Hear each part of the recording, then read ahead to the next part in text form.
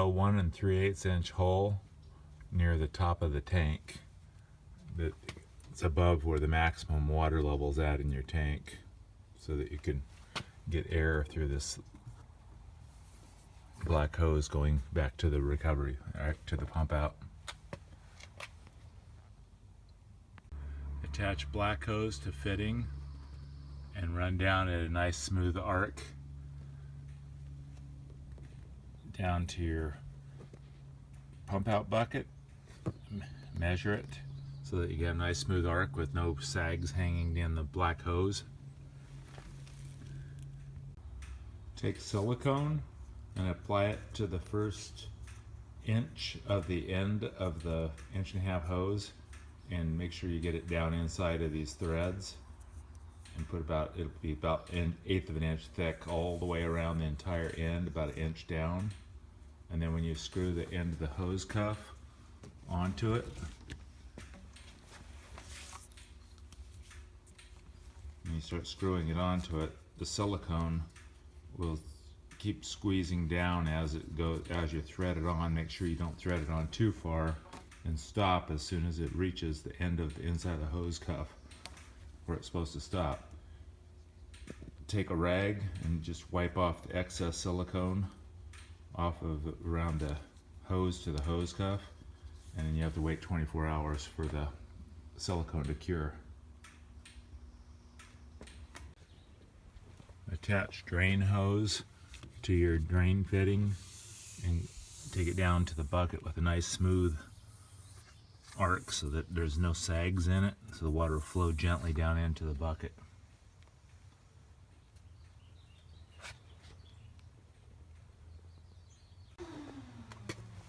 When you first start the machine up, you start the machine first, let it get up to speed and full vacuum, full RPM, and then you can turn this one on first, the top little ball valve, and then open the big drain valve at the bottom, and the other end will be attached to your bucket, and that way the bucket will have full vacuum and it'll all be plugged in, and the black hose and the vacuum hose will be attached, and it'll be ready to go.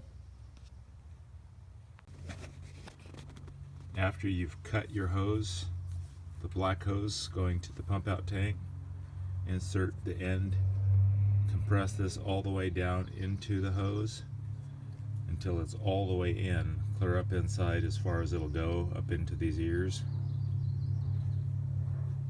Then take a pair of pliers and reach on the outside of these ears and squeeze them so that they grab onto the hose itself. Squeeze them down all the way with a pair of pliers. Bend those tabs down and grab hold of the hose after this has been inserted. The end of the black hose will have the quick disconnect, the female fitting, and the quick disconnect. Attach it to the one right next to where the 1.5 inch hose goes in. There's a quick disconnect that will screw right onto the fitting. Hard to do with one hand, but. And then after this is attached, your hose will already be attached to the quick disconnect. When dumping out the bucket and rinsing it out at the end of the day, take it and tip it toward the side where the drain is, and empty the bucket by grabbing the top and the bottom, and don't let the brass valve hit the ground or you'll damage the end of the brass and make it hard to get the hose on later. The quick disconnect will be there actually, and it'll cause it damage. So you just don't let the end hit the ground. Tip it over, dump your water out, fill the bucket back up with water, and have your power connected again back to it.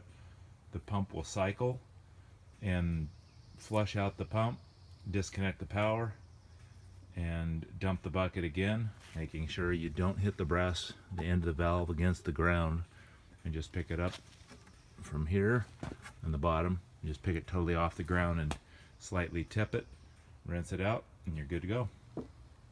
Thanks. These are not regular buckets.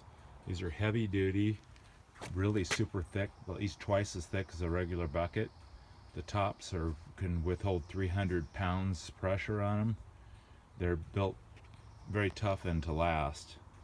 A regular bucket is thin, and if you were to lay a regular bucket on its side and step on it, you just totally crush it and break it into pieces.